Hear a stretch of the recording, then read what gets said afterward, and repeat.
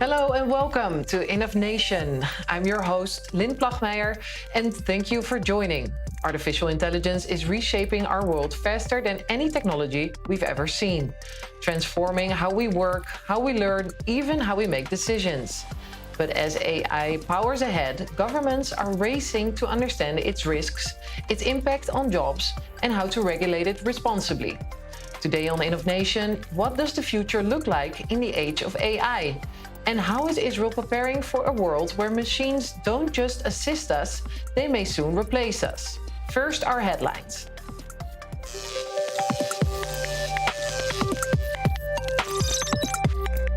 From Zoom calls to deepfake videos, scammers are upgrading their game. Multikol, we meet the team using AI to stop AI. Meet Avatar Lynn, created by an Israeli company, this version of me. Will it replace me? And have men become redundant? A 32-year-old Japanese woman married the love of her life, an AI persona she created herself on ChatGPT.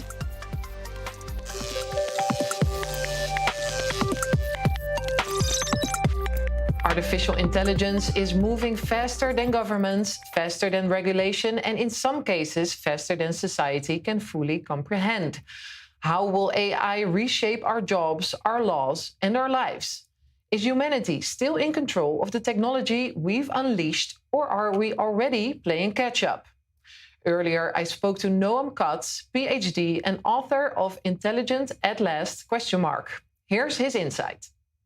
Where does Israel stand right now on regulating AI? Are we leading, lagging, or still figuring out the basic framework? Well, regulation on AI is actually a very common problem worldwide. It's not just Israel.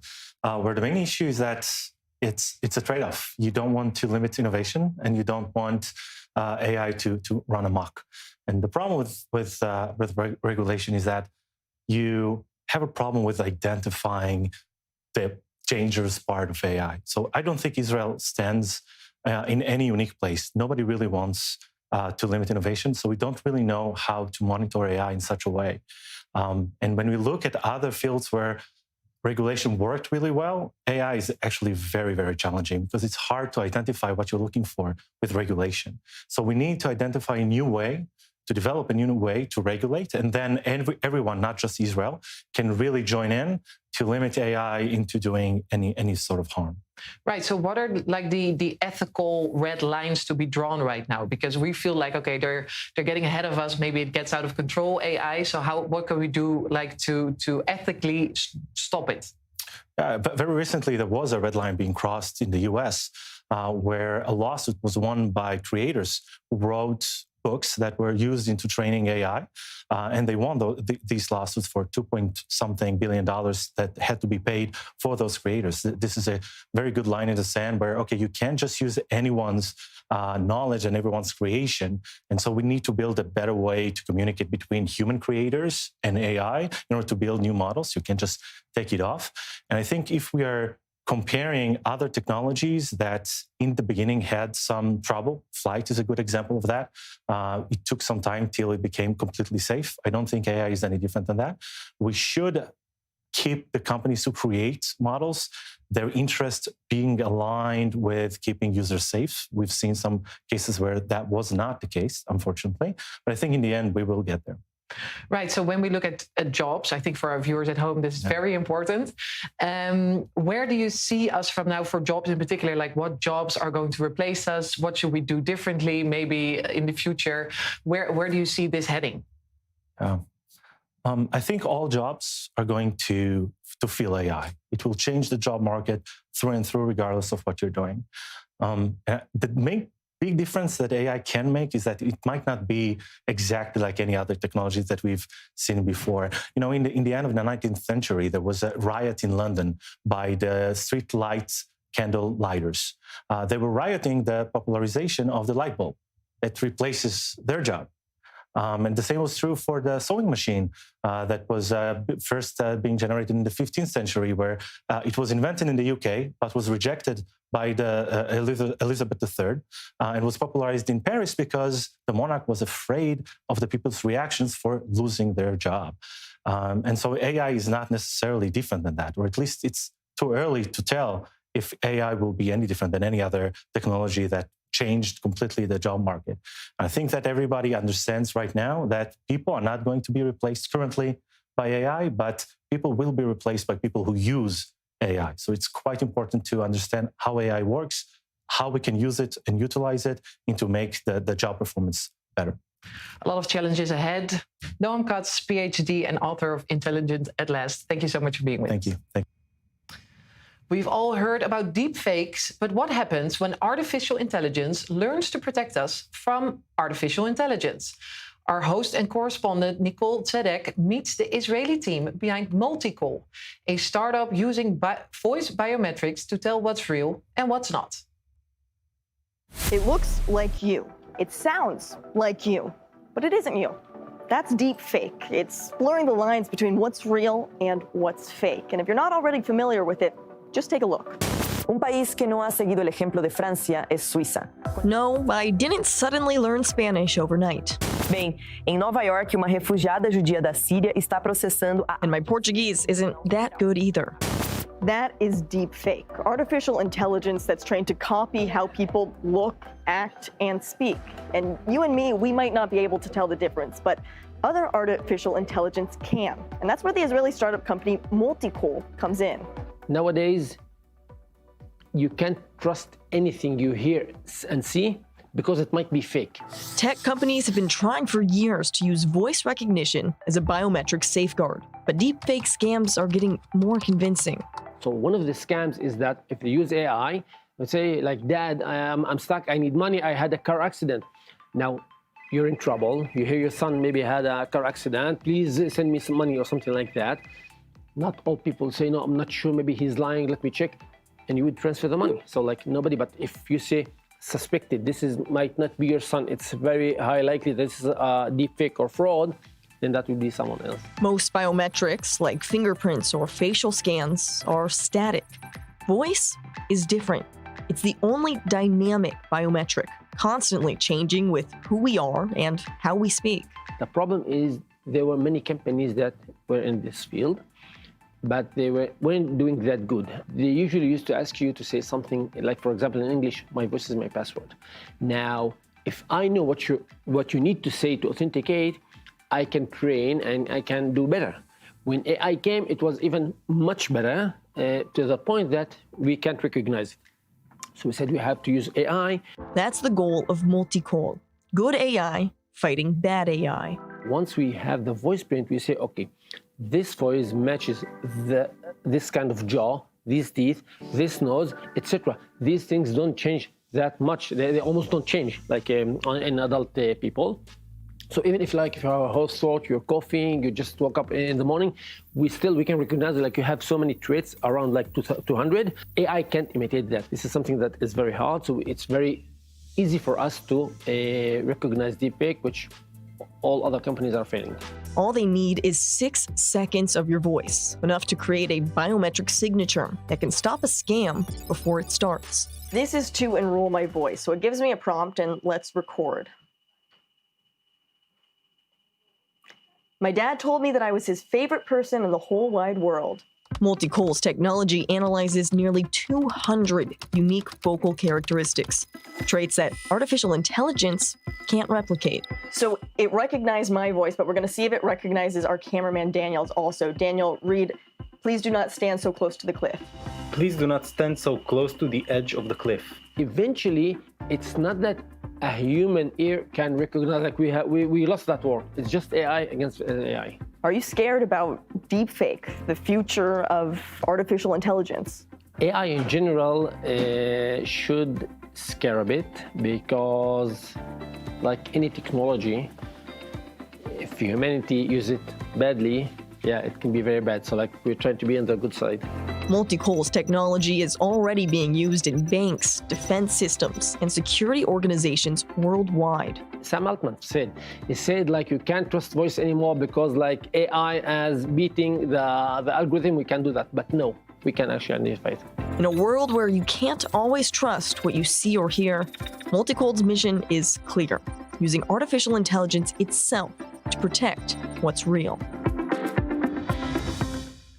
That was a report by Nicole Tzedek, or at least we think. Every day, there are 3.4 billion phishing attacks, and they're no longer just in your inbox. Hackers are moving into messaging apps, video calls, and even AI-powered channels. In one shocking case, criminals used a deepfake Zoom call to impersonate company executives and trick a finance team into transferring over $25 million. Joining me now is Ori Siegel, co-founder and CEO of Cyvor.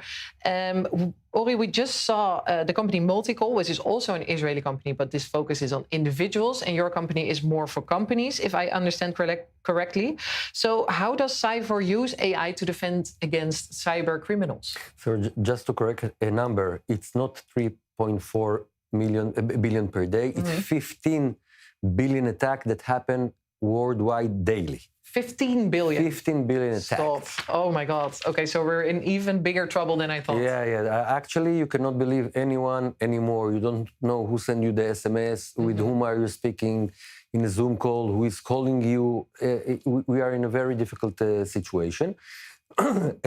We protect actually organization, workers, employees.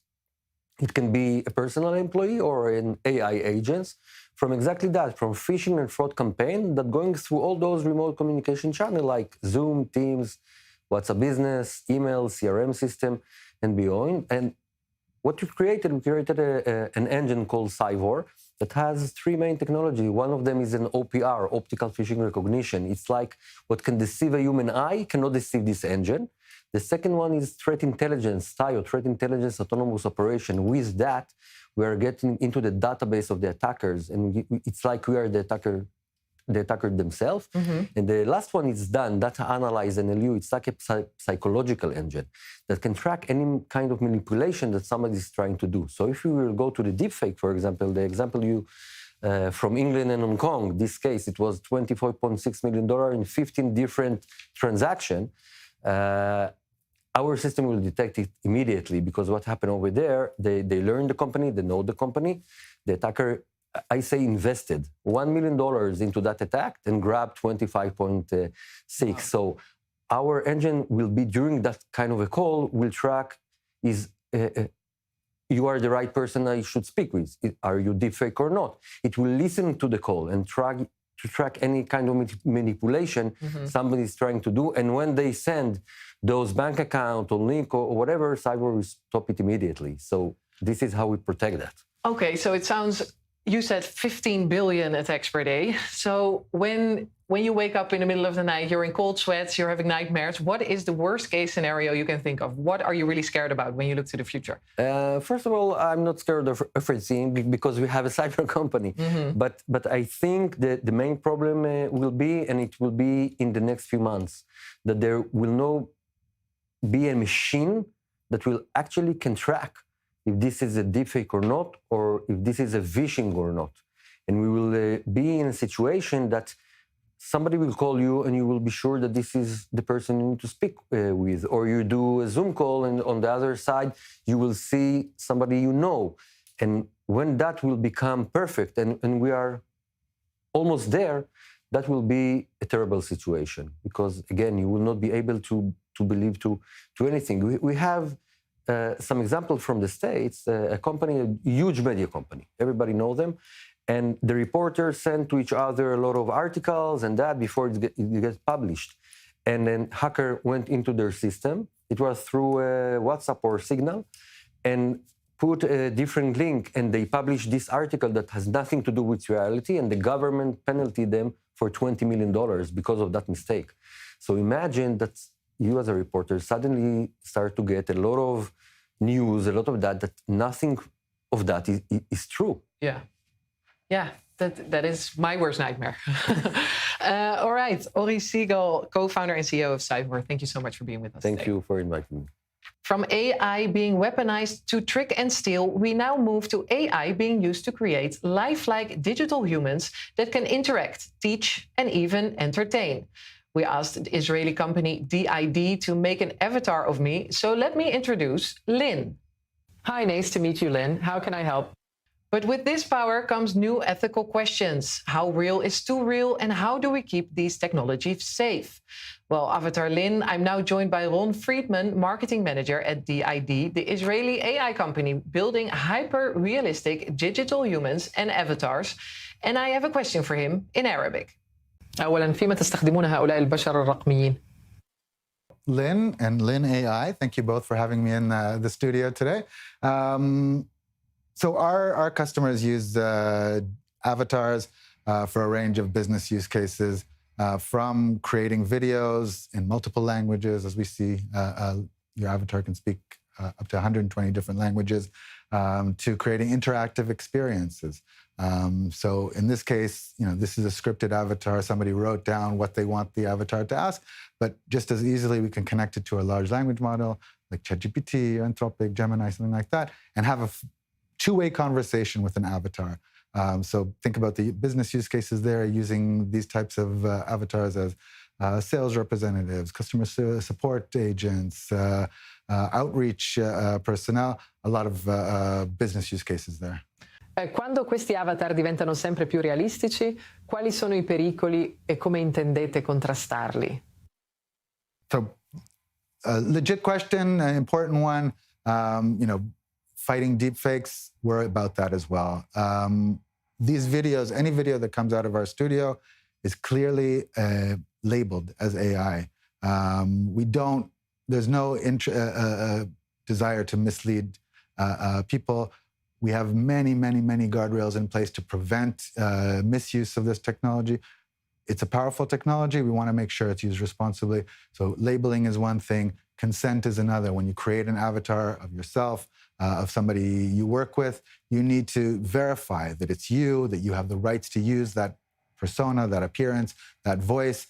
And we also trust and monitor any video that comes out of our platform to make sure it's not being misused. Als we naar de toekomst kijken, hoe ziet u de evolutie? Gaan banen vervangen worden door deze creaties? En het belangrijkste natuurlijk, zal ik vervangen worden? Then you are irreplaceable. You know how to speak to him. Yeah, like I said, we want to use our technology not to replace people, to empower people. What we're seeing now is an example. It's an avatar of somebody a woman in Israel who suffers from ALS. She lost her ability to speak, but now using an avatar and AI, she can create videos, join the conversation, post on social media. That's an example of the use case.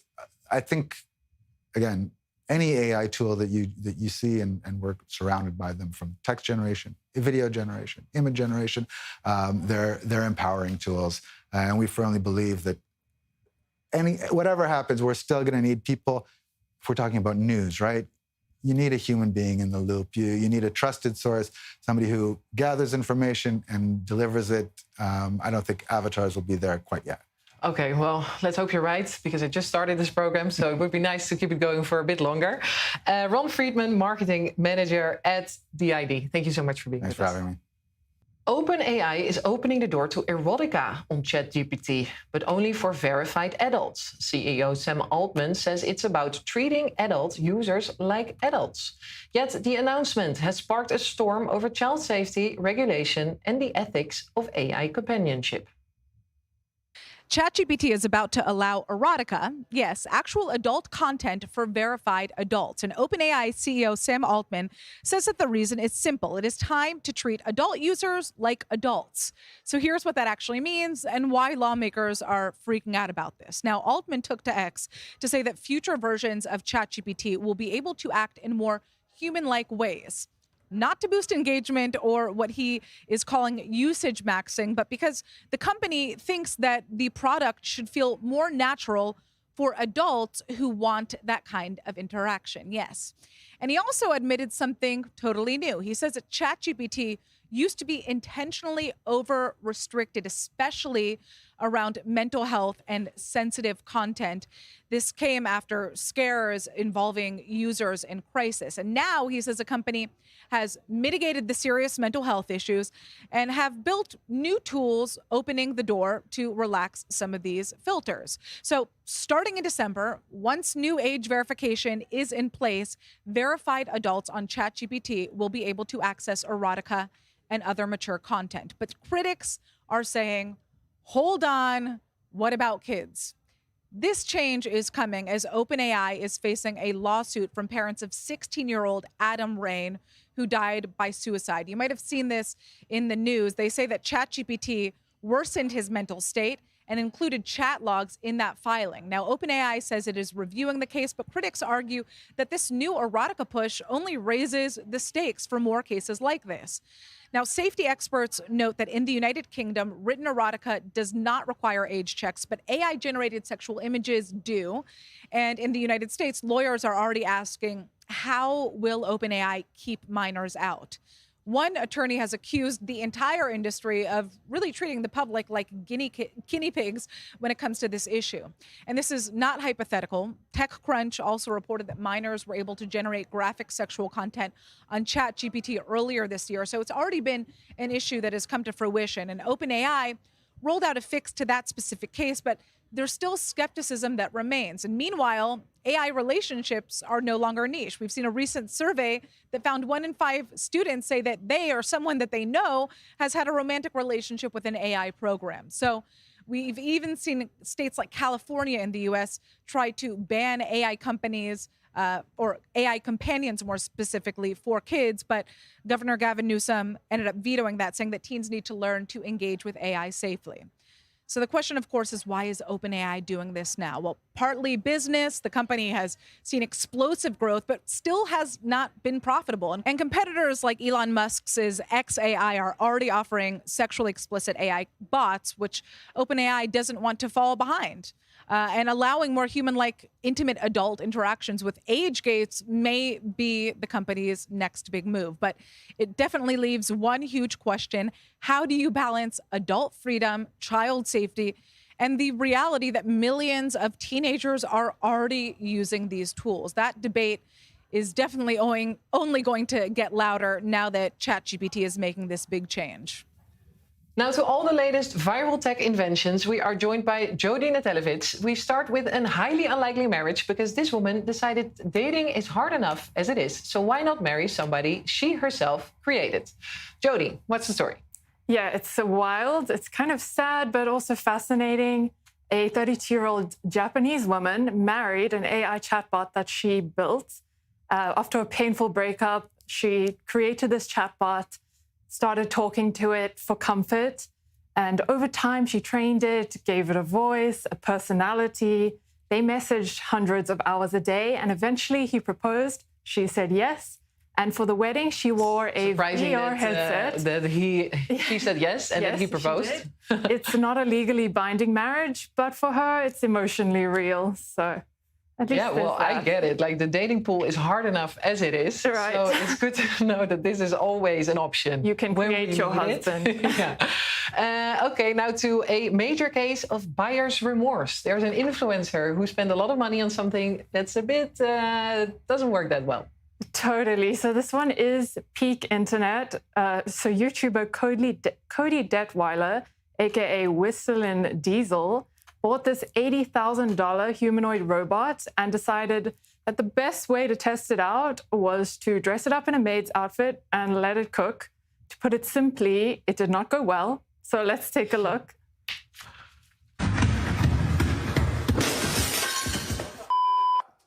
Stop! What are you doing? That's my mirror. What are you doing? Stop! Stop! Stop! So if you can cook me the meal, I'm gonna go out in here and play Fortnite. Okay? Yeah.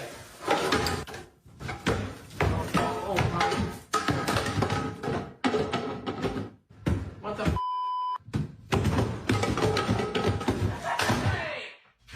Break it in. Here you go. This chaos was part of a whole series where Detweiler put the robot through its paces to test it out, which usually ended with something getting destroyed.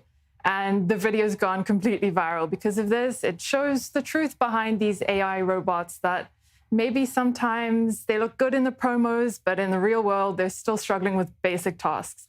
So yeah, AI is not quite ready to run the households. Well, so that saved us 80K for now, at least. We'll keep it in our pockets. Jody Natelevich, thank you so much for joining us. That's all we have time for today. Join us next week for a new episode of Innov'Nation. I'm your host, Lynn Plachmeijer. Thank you for watching and have a great night from Tel Aviv.